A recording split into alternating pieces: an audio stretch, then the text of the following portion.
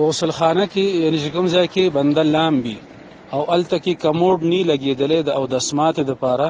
صرف د لامبلو انتظام وي، نو په هغه ځای کې واړه بول کول نه دی پکار، بلکې حدیث پاک کې نبی اکرم صلی الله علیه وسلم فرمای چې داسې قسمه خبره یعنی په غسل خانه کې واړه بول کول دا انسان ته د وسوسې او د شک بیماری لګي، نو واړه بول بهر کول پکاري او دغه غسل خانه کې چې کوم ځای کې بنده لامبي نو الته کې واړه بول کول نه دی پکار. دا ملګری تپوس کوي چې کوم کس د شپې کپړو کې وي چې پاغي کې هغه هیڅ قسمه عبادت نه کوي، نو په دغه کپړو کې چې وي او د واړه بول کوي نو او د سوچول ضروری دي او کنه، نو په دې خبره باندې ځان په یول پکار دي چې د اودس اوچولو مقصد کپړې بچکول نه دي، یعنی د اودس د اوچول چې اسلام کې حکم دی دا د دې لپاره نه دی چې کپړې زمونږ بچ پاتې شي، بلکې دا مستقل حکم دی. او کله شانتي بنده واړه بولو کی او د سوچ نه کی او راپاسی او بیا دی وی چې بس دا کپړې اسې هم پریتی دي دا به نور څه پریتیږي، نو دغه د اودس د وړو بولو قطری چې دي دا به چې جسم سره لګي. نبی علیه الصلاۃ والسلام دې باره کې ډیر سخت وعید بیان فرمایلی دی او وی فرمایل چې تاسو خپل ځان د وړو بولونه بچ ساتئ ځکه چې عموما عذاب قبر د دې د وجې نه وي، نو د وړو بولو په باب کې انتهایی احتیاط پکار دی، خو احتیاط او د سوچول پکار دی او دغه سستی نزان ساتل پکار دی. دا ملګری تپوس کوي چې یو عالم بل عالم پسې خبرې کوي، نو د دې څه حکم د شریعت کې او دا چې کوم عالم خبرې کوي نو د پسې موږ کول جایز دي او که جایز نه دي. نو لومبنۍ خبره خدا ده چې علماو پسې خبرې کول نه دي پکار، بلکې د هر مسلمان د پاره دا پکار دي چې د نور مسلمانانو په عیوب باندې دا پرده واچي. حدیث پاک کې حضور اکرم صلی الله علیه وسلم فرمایي چې څوک مسلمان باندې پرده اچي الله تعالی به هغه باندې په قیامت کې پرده اچي. او امام غزالی رحمت الله علیه خو فرمایلی دي چې ان لحوم العلماء مسمومه، چې د علماو غوښې زهريله دي، د دې نه خبرونه ځان ساتل پکار دي. او دا دویم خبره چې دغه پسې موس کیږي او کنه کیږي نو دا خبره چې موږ ته سوال وضاحت سره راشي چې بل عالم پسې په څه وجه خبرې کوي، وجه څه ده، نو که دغه تپوس تاسو د مقامی علماو نه وکړئ نو دا به ډېره بهتر ویږي. دا ملګری تپوس کوي چې یو کس باند اغستی دی او هغه باند راوتی دی نو دغه پیسې حلال دي او که حرامې دي، نو جواب دا دی چې کوم پرایز باند دی نو د دې دوه مقصد دی، یو دا چې دغه باند واخلي او خپل رقم هغه محفوظ کی، او دویم دا چې هغې باندې کوم قراندازي کیږي ان بیا هغه کې چې کوم انعامات ملاويږي دا غیر انعاماتو په لالچ کې دا باندونه اغستې شي. نو علماء کرام دې طریقې کار ته سود وایي، د باندونو په ذریعہ باندې چې کله پیسې زیاتې حاصل شي نو دغه زیاتې پیسې دا په سود کې راځي او دې سیستم کې حصہ اغستل دا د جوارای په حکم کې دی، نو باندونه اغستل ناجایز دي او د هغې په ذریعہ باندې چې کوم اضافي پیسې ملاو شي نو دا د سود په وجه باندې حرام دي او ناجایز دي. دا ملګری تپوس کوي چې سړی وړوکی او دس مات کی نو ډایرک په اوبو سره استنجا کولی شي یا نشي کولی، نو د دې جواب دا دی چې د استنجا د آدابونه یو ادب داوم دی چې بنده اول ځان په کاغذ باندې یا ټیشو پیپر دا وغیرہ دې باندې پاک کی او بیا د هغې نه پس اوبه استعمال کی. او د نبی اکرم صلی الله علیه وسلم په زمانه کې یو آیات کریمه په نبی علیه الصلاۃ والسلام باندې نازل شو د قبا د خلکو باره کې چې د قبا د خلق ډیر زیات پاکیت پسند دي، نو نبی علیه الصلاۃ والسلام هغې خواته لاړ او هغې ته یې وفرمایل چې تاسو څه کوئ چې الله تعالی ستاسو د پاکوالي صفت قرآن پاک کې وکړه. هغې ورته وی چې موږ چې کله اودس مات کو نو اول ځان پاکو په لوټو سره هغه زمانه کې بلوټي وي یا به د غذای کې ګټي وي چې هغه ځان ته جذب کوي او بیا د هغې نه پس په اوبو ځان پاکو. نبی علیه الصلاة والسلام وفرمایل همدا هغه خبره ده چې د کوم په وجه الله تعالی ستاسو د پاکوالي صفت بیان فرمایلی دی. انو کوشش دغه پکاري البته که د ضرورت په وخت کې بغیر د ټیشو بغیر د لوټي د استعمال نه ډایرک اوبو سره سړی ځان پاکي نو د یوې خبرې خیال ساتل پکار دي چې د وړو بولو هغه قطرې یا د وړو بولو هغه ساس کې هغه نور ځای باندې ونه لګي نو بس چې ډایرک اوبو سره ووینځلی شي نو دا جایز دی. دا ملګری تپوس کوي چې د یو کس نه ډېر زیات منځونه قضا شوي هر یو مونځ سره هغه قضا مونځ کوي نو سنت به کوي او که نه کوي. نو لومبنۍ خبره خو دا واورئ چې سنتو قضا نشته، مونځ قضا شو بل وخت هغه مونځ قضا کوي نو صرف فرض مونځ به کوي. البته د وتر قضا دا شته د ماسخوتن مونځ چې قضا کوي نو وتر به سره قضا راړي. او دا تاسو چې کوم خبره وکړه چې هر یو مونځ سره یو مونځ قضا کوي نو دا د اسانتیا د پاره ده او کم از کم درجه ده. که چېرې موقع ورته وي نو په یو ورځ کې ډېر مونځونه هم راګرځولی شي او کوشش هم پکار دی چې موقع ملاویږي نو خو بل ټیم موقع ملاویږي د مونځ د ټیم نه علاوه مثلا 10 بجو ټیم کې درځي 11 بجو ټیم کې 9 بجو ټیم کې وزګار دی نو قابوی کیږي نو بس مونځونه دي قضا کوي ځکه چې دا په ذمه باندې پروت یو بوج دی چې څومره ډېر زر سپک شي نو دومره زر به الله تعالی اسانۍ وشي. دا ملګری تپوس کوي چې یو انسان معذور وي د قطرې بیماری ورته او هغه مونځو کې او د مونځ نه مخکې کپړې نه کتلي او د مونځ نه پس بیا کپړې وګوري نو هغه مونځ نه پس ښه ساعت پس کپړې وګوري نو هغه کپړې پلیتې شوي او سخای نو د دې څه حکم دی؟ نو د معذور حکم خو دا دی که د دنه قطره بیماری وي حقیقتا او شرعا دی معذور وي انو بیا خو د قطرې په تلو سره د اودس نه ماتیږي دی به اودس کوي د مونځ دپاره په دغه ټیم کې دی هر صوره مونځونه کولی شي. البته د کپړې صفایي د دپاره ضروري ده نو بیا هغې دپاره مختلف تدبیرونه استعمالی شي. غټې پیمپرې نن سبا ملاویږي نو هغه دې استعمالی وغیره وغیره. اوس دغه کم کس چې د مونځ نه پس کپړې کتلی دي او کافي ساعت وروسته یې کتلی دي نو دا پته اوس نه موږ ته شته نه هغې ته شته چې دا کپړې څه ټایم څخه شوي دي د مونځ نه مخکې یا وروستو نو احتیاطاً د دې د مونځ قضا وکړي او بیا دپاره دې ځان ته څه کپړه ږدي هره طریقه چې کوي خو چې کپړې د ده پاکې وي نو بیا به الی د مونځ صحیح کېږي. دا ملګری تپوس کوي چې یو بې اولاده جوړه ده 15 کاله د هغې د واده شوي دي او اولاد یې نشته. اوس هغه یو طریقې کار دی دی خو نوم نه دی اغستی خو غالبا هغې ته بیبي ټسټیو وایي نو هغې کې د نارینه او د زنانه دواړو منی راواغستی شي او هغه په مخصوص ماشینانو کې څه وخته پورې وساتلی شي نور کیمیکل ورسره یو ځای شي او بیا د هغې نه پس هغه د زنانه بچیدانې ته رسولی شي. نو دوی دا تپوس کوي چې دا طریقه باندې اولاد پیدا کول جایز دي او که جایز نه دي. نو د ټولو نه لومبنۍ خبره خو دا ده چې د شریعت په نظر کې خپله شرمګاه او عورت ښکاره کول دا د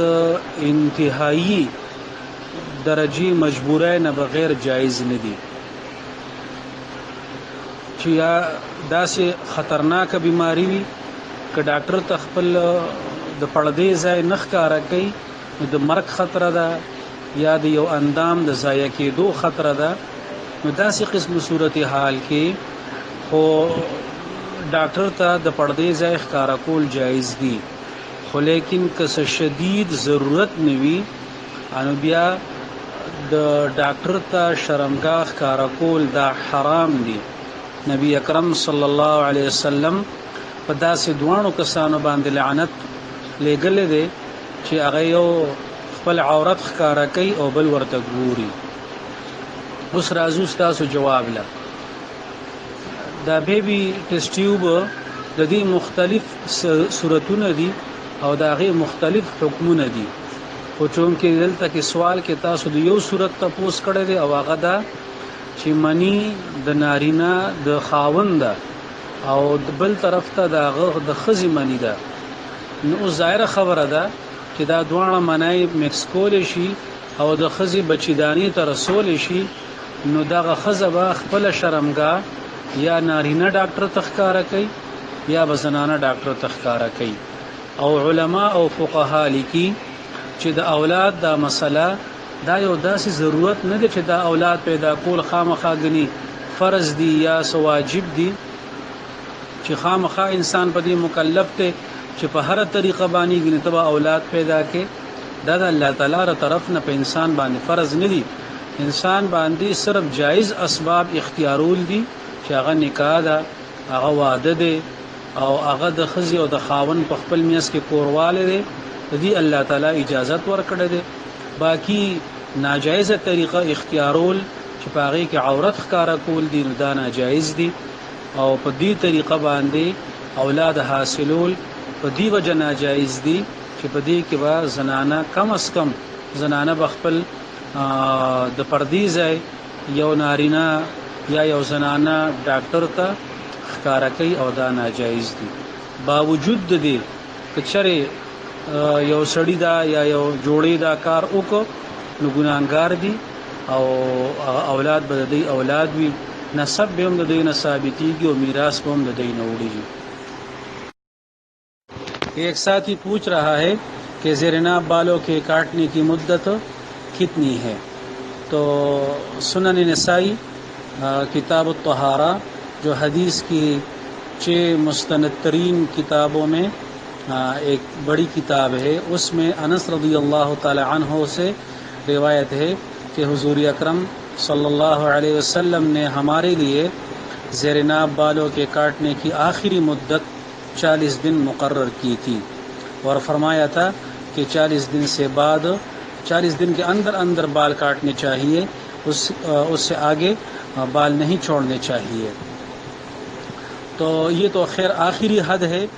علماء لکھتے ہیں کہ 15 دنوں کے اندر بال کاٹنا جائز ہے اور ہر ہفتے بال کاٹنا، زیر ناب بال کاٹنا یہ مستحب ہے. یہ ساتھی پوچھ رہا ہے کہ جمعے کی نماز کی نیت عربی زبان میں بتائیں. تو نیت اصل تو نیت دل کی چیز ہے. آدمی جب گھر سے نکلے جمعے کی نماز کے لیے یا دوسری نماز کے لیے تو اس کے دل میں جو یہ نیت ہوتی ہے کہ میں ظہر پڑھنے جا رہا ہوں، عصر پڑھنے جا رہا ہوں، مغرب وغیرہ،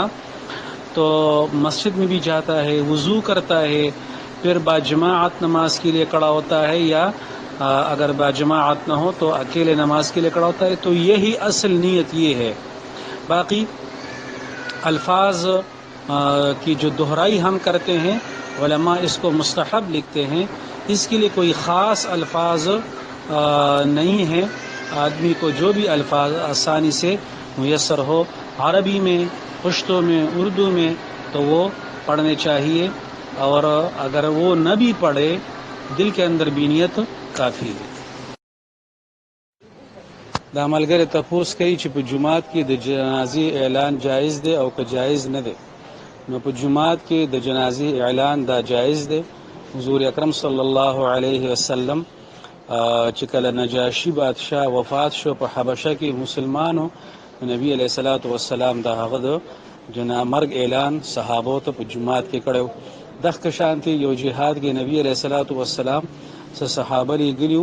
نو وی فرمایل کده شهید شنو بیا به نمبر وار بیا به نبی علیہ الصلوۃ والسلام په هر یو موس کې شرابغه نو بیا فرمایل چې زما پلان کې کمانډر شهید شو، پلان کې امیر شهید شو. نو دین علما دا مسله راوباسي چې په جمعات کې د جنازې اعلان کول دا جایز دي. دا ملګری تپوس کوي چې زه بس چلوم او ما سره چې کوم سورلای وي نغې ډیر شور کوي. یو ملګری مال رائے راکړه چې ته قرآن پاک دیتا تلاوت لګاوه. انو وې دې دا تپوس کوي چې هغه بیا هم شور کوي نو قرآن پاک چې هغه نه اوري نو په دې باغې ګناهګاریږي او کنه ګناهګاریږي. نو اصل مسله خدا ده چې تلاوت کله کول شي نو هغه ته وګ کې خودل او خاموشه کې ناستل دا دوانه حکمونه دي او الله جل شانه دا دوانه احکامات قران پاک کې ورکړي دي. او چې کله مونږ ته پته یي چې داسې یو ځای کې زه تلاوت کوم یا تلاوت کې سټو لګوم او التب خلق نه اوري نو زمونږ د وجه به خلق ګناګاریږي، نو مونږ چې د بل چا د ګناه د پاره ذریعہ جوړ نشو نه دا ډېر ښه دا غي په ځای باندې تاسو سره متبادل کې سټو لګوي نه تونو لګوي یا یو تقریر لګوي، ولیکن تلاوت لګولو تلاوت کې سټ ملګوي اسنه چې هغه بیا هم شور کوي ناغي باندې به وبال او ګناه راځي چې موږ د هغه د لپاره ذریعہ جوړ نشو. دا ملګری تاسو کې چې یو کس نه جوړه دی او هغه 3 میاشتې بیماری تیر کړه، سلور ورځې اخر کې دی بیهوش شو، نو د منځونو د فیدی مقدار څومره دی ترتیب به سي. نو رومبنه خبره دا ذهن کې کی دی چې کله انسان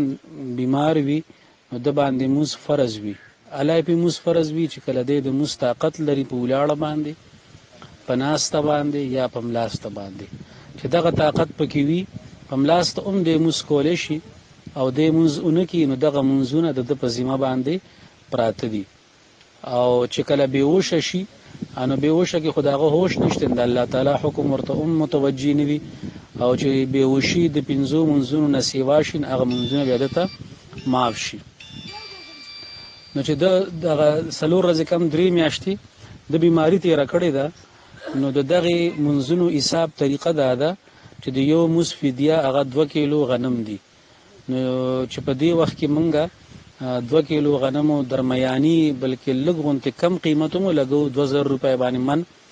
نو 30 روپے باندې 1 کیلو شو، 80 روپے باندې 2 کیلو شوي، نو د یو مز حساب هغه 80 روپے شوي. او درځي بشپک منځونه حسابي ځکه چې وتر مستقل مز ده، نو د شپږو منځونو چې د 86 ورځو حساب وکي تاسو نو دا 41000 صد پاسه جوړیږي، نو دغه مرفیدیه به دی ورکیږي. چې د عملګری تپوس کې چې نابالغ معصوم وفات شي انداغه قبر سره خپل ته تلاوت کول پکار دي او که پکار نه دي نو پکار دي چې تلاوت ورته وکړي شي،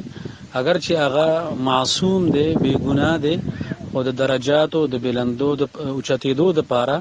دا مفید دی نو تلاوت ولا سره خپل ته کول پکار دي. دا ملګری تپوس کوي چې یو کس 3 رکعات موس کوي او په 2 رکعات باندې قاعده کې کیناستو او تشهود ختم کو عبده و رسوله پورې او او خیال نو او درود شریف مو دعای عمومي او بیا ورته یاد شو نو دې بس کوي. نو طریقه دا ده چې عبده و رسوله پورې ویل واجب دي، دا غي نه پس په دوړمبنه قاعده کې نور سبق نی ویل پکار او کیر شو انو د درود شریف شروع کو نو چې کله ورته یاد شي انو دی با هغه سبق په هغه ځای باندې پریدي او پابسي او باقی مزبو کی او اخره کې به سجده سهو کی. کده درود شریف وي پرپسې دعا مو وي اللهم ربنا آتنا دعای مو وي سلام مو ګرځو، خو لیکن دې په هغه حالت باندې ناشته د قبلې نه سینه نه داړولې او د خبرې نه دی کړي او داسې نه دی مات کړي، نور داسې هغه کار چې هغه د موز نه مخالف وي هغه کار نه کړي انو کده په دغه حالت کې ناشتي اگر چې سلام ګرځولې وي او د تیاد شو د ډایرک پاسي الله اکبر دی وای او باقی 2 رکعات دیو کی او اخره کې دی سجده سهو کی موز به صحیح شي. دا ملګری تپوس کوي چې کله یو کس ته په موس کې شک راغی چې دا 3 رکعات ته او که 4 رکعات ته نو دی بس کوي، نو کدا شک ورته پړمبي ځل باندې راغلی وي نو موز دی مات کی او دوباره دی موز شروع کی،